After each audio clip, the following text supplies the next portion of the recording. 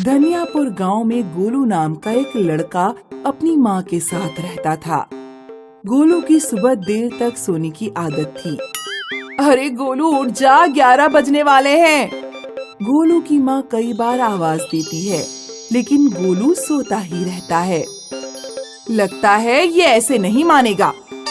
गोलू की माँ गोलू के ऊपर एक बाल्टी पानी डाल देती है। गोलू एकदम उठ जाता है। अरे अम्मा, ये तूने क्या किया? इतना अच्छा सपना देख रहा था, एक सुंदर कन्या से मेरी शादी होने वाली थी। ओहो, सुंदर कन्या, भैंसें प्यासी मरी जा रही हैं, जल्दी उन्हें नदी में लेकर जा। गोलू के घर पर 4 भैंसें थी। वो रोज सुबह उन्हें नदी पर ले जाता, पानी पिलाता, नहलाता और फिर उन्हें चरने के लिए जंगल में छोड़ देता। एक दिन गोलू पेड़ के नीचे बैठकर सोच रहा था, काश मेरे पास एक स्मार्टफोन होता। यहाँ खाली बैठे बैठे बोर हो जाता हूँ। कुछ नहीं तो गाने सुन लेता, वीडियो गेम खेल लेता। गोलू शाम को जब भैंसों को लेकर घर पहुँचता है तो अपनी माँ से कहता है, अम्मा, मुझे एक फोन दिला दो। भैंसें तो आराम से चरती रहती हैं, लेकिन मैं वहाँ बैठे बैठे बोर हो जाता हूँ। ठीक है, कल हम टेको चाचा के पास चलेंगे। अगले दिन गोलू अपनी माँ के साथ टेको चाचा की दुकान पर मोबाइल खरीदने जाता है।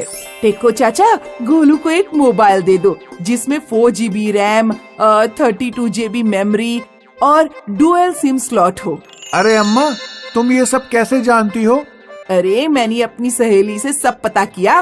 गोलू नया मोबाइल पाकर बहुत खुश होता है।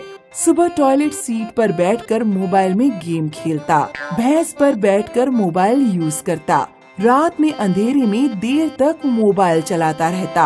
एक दिन गोलू अपनी माँ से कहता है, अम्मा, मेरी आंखों में बहुत दर्द हो रहा है। बेटा, तू रात में अंधेरे में मोबाइल यूज करता रहता है, इसीलिए तेरी आंखों में दर्द हो रहा है। ठीक है अम्मा, आज से मैं रात में मोबाइल का यूज नहीं करूँगा। एक दिन गोलू रात में सो रहा होता है और उसका मोबाइल वहीं पास में टेबल पर रखा होता है। अचानक मोबाइल में से एक लड़की की आवाज आने लगती है। अरे गोलू, आज तुम वीडियो गेम नहीं खेलोगे? आओ मेरे पास, आओ और वीडियो गेम खेलो। गोलू की आंख खुल जाती है। गोलू, यहाँ आओ और वीडियो गेम खेलो। गोलू एकदम डर जाता है और रजाई में घुसकर सो जाता है। अगले दिन गोलू ये बात अपनी माँ को बताता है। अम्मा, कल मोबाइल में से किसी लड़की की आवाज आ रही थी। फिर तूने किसी सुंदर कन्या का सपना देख लिया होगा। नहीं अम्मा, सपना नहीं देखा। वो लड़की मुझे वीडियो गेम खेलने के लिए बुला रही थी। बातें मत बना, भैंसें भूखी मरी जा रही हैं, उन्हें चराने लेकर जा जल्दी से। गोलू की माँ गोलू की बात का विश्वास नहीं करती और गोलू को भैंस चराने के लिए भेज देती हैं। दोपहर में गोलू पेड़ के नीचे बैठा होता है। वो सामने देखता है कि उसकी एक भैंस गड्ढे में फंस गई है। गोलू अपना मोबाइल पेड़ के पास ही रख जाता है। गोलू भैंस की पूंछ पकड़कर खींचता है और उसे गड्ढे से बाहर निकालता है, लेकिन भैंस उसके सर पे गोबर कर देती है। मोबाइल फोन कैमरे पर सब रिकॉर्ड कर लेता है और YouTube पर डाल देता है। वीडियो पूरे गांव में वायरल हो जाता है। जब शाम को गोलू घर लौट रहा होता है तो गांव के लोग उस पर हंसते हैं। अरे गोलू, आज तो तुमने गोबर के शैम्पू से सर धो लिया। गोलू जब घर पहुंचता है तो गोलू की माँ भी हंस रही होती है। भैंस ने तेरे ऊपर गोबर कर दिया, जाके बाथरूम में अच्छी तरह सर धो ले। अम्मा, तुम्हें ये कैसे पता लगा? रास्ते में भी लोग मुझ पर हंस रहे थे। अरे, मैंने अपनी सहेली के मोबाइल पर देखा। अम्मा, इस मोबाइल में जरूर कुछ गड़बड़ है। इसने मेरी वीडियो बनाकर वायरल कर दी है। ला, मुझे दिखा मोबाइल, मुझे अपने लिए लिपस्टिक ऑर्डर करनी है। गोलू की माँ पेमेंट करने के लिए मोबाइल में डेबिट कार्ड की डिटेल्स डालती हैं। फोन से एकदम आवाज आती है, आपका सारा बैलेंस काट लिया गया है। बैंक की तरफ से 0 बैलेंस का मैसेज भी आ जाता है। गोलू की माँ रोने लगती है। अरे मैं लुट गई, मैं बर्बाद हो गई। इस मोबाइल ने सारे पैसे काट लिए, 1 लाख रुपए थे पूरे। क्या हुआ अम्मा? तुम्हारे घर में जितने भी डेबिट और क्रेडिट कार्ड हैं, उन सब की डिटेल्स भरो, वरना मैं ब्लास्ट हो जाऊंगी। जल्दी करो, तुम्हारे पास केवल आधे घंटे का समय है। अरे गोलू, जल्दी से टेको चाचा के पास चल, नहीं तो ये मोबाइल हमारी जान ले लेगा।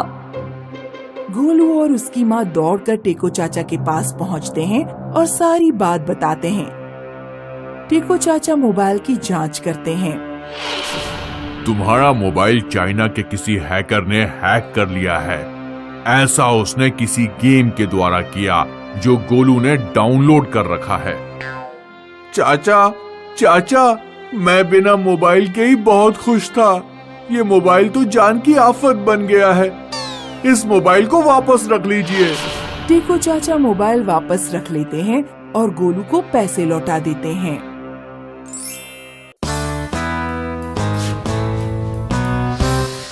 सीमा की शादी के वक्त उसके भाई ने उसे उपहार में एक फोन दिया था। फोन पाकर सीमा बहुत खुश थी। पहले तो वो कभी कभी घर पर अपने माता पिता और भाई से बात करती थी। हाँ माँ, मैं ठीक हूँ, आप भी अपना ख्याल रखिए। लेकिन कुछ दिनों बाद सीमा फोन के कैमरा से खुद ही अपनी फोटो यानी सेल्फी लेने लगी।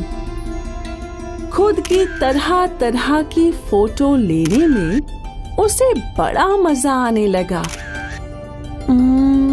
ये फोटो यहाँ बैठकर लेती हूँ। वाह, मैं कितनी सुंदर लग रही हूँ।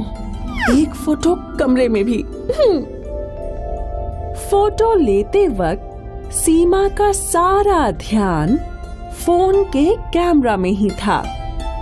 नीचे पड़े साबुन पर उसकी नजर नहीं गई और वो फिसल गई। मैं तो भीग गई। कपड़े बदलकर फिर फोटो लेती हूँ। सीमा को अब सेल्फी लेने का चस्का लग गया। सीमा घर का सारा काम छोड़कर सिर्फ सेल्फी लेने में ही लगी रहती थी। अरे बहू, ये रसोई में क्या जल रहा है? अरे, सारी दाल जल गई, लेकिन बहू कहाँ है? सीमा तो बस फोटो और सेल्फी लेने में ही इतनी व्यस्त रहती कि अब तो वो लापरवाह भी हो गई थी। सीमा, मेरा कुर्ता कहाँ है?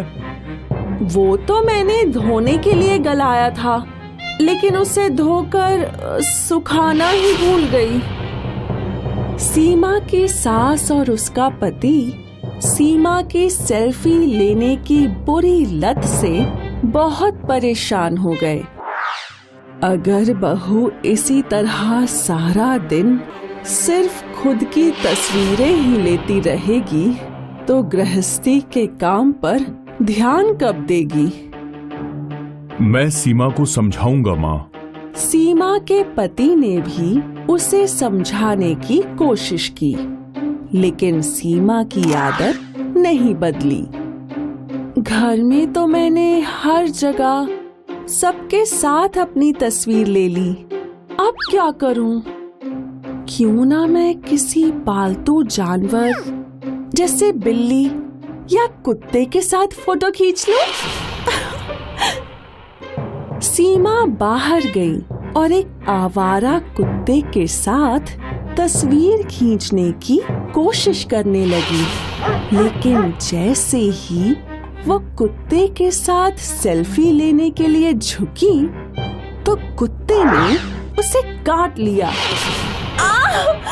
हे भगवान,